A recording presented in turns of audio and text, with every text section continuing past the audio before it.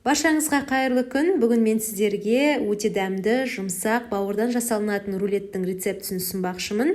Алдымен видеоны қарамас бұрын YouTube арнама тіркеліп, жанында қоңыраушамен лайк басып, комментарий қалдыруды ұмытпаңыздар. Алдымен сиырдың бауырын жақсылап жуып алып, үстіне бататындай сүт құйып, жарты сағатқа қойып қоямыз. Келесі бізге блендер қажет болады. Жаңағы сүттегі бауырымызды қолымызбен алып, осылай видеода көрсетілгендей сығып, блендердің ішіне салып, өткізіп алатын боламыз.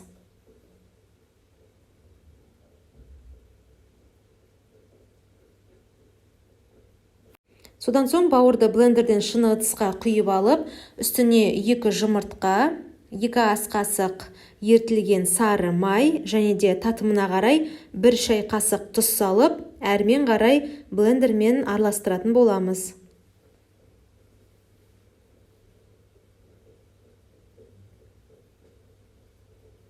Кейін оның үстіне 4 ас қасық ұн салып, тағы да жақсылап араластырамыз. Құрамында ешқандай жаңағы ұннан қалған ірмектер болмауы қажет. Толығымен жақсылап араластырып аламыз.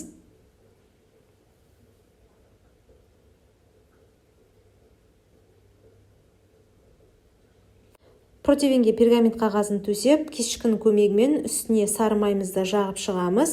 Содан соң оның үстіне жаңағы дайын болған массаны толығымен айналдыра құйып шығамыз. Алдын ала қызып тұрған пеште 180 градуста 20 минут пісіреміз. Мінекей бауырымыз пісіп шықты, енді оны толықтай суытамыз. Суыған соң бауырды екінші пергамент қағазына төсеп, арасына салмасын салып рулетімізді дайындаймыз. Ол үшін алдымен арасына 20-25% қаймағымызды толығымен айналдыра жағып шығамыз. Кейін оның үстіне қуырылған жуа мен сәбізімізді салып, толықтай айналдыра жағып шығамыз.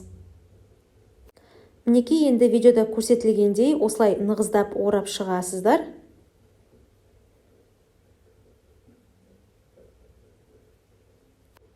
Содан соң жабысқақ, яғни пищевой пленкамен толықтай орап, тоңазытқышқа 2 сағатқа салып қоямыз. Мінекей енді дайын болған бауырдан рулетіміздің арасын сіздерге кесіп көрсетейін.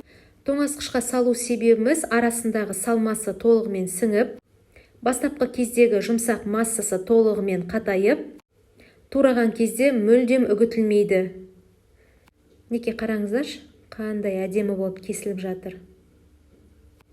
Сіздерде міндетті түрде жасап көріңіздер. Кез келген қонақтықта дастархандарыңызға жасап қоюларыңызға болады.